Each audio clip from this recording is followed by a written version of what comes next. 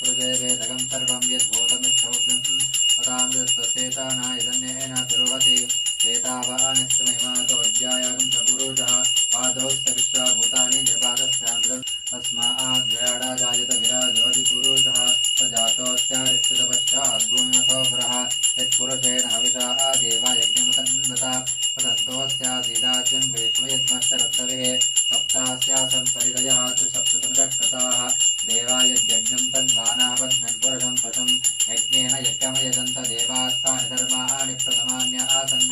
देहनाकं महिमानश्चन्द्र पूर्वे ताभ्यः सन्ति देवाः अभ्यः सम्भूतः पृथिव्यैरथाश्च विश्वकर्मणः समवर्तताभिः तस्य त्वष्टाभ्यद्रूपमेति तत्पुरुषस्य विश्वमाजानमग्रे वेदाहमेदं पुरुषं महान्तम्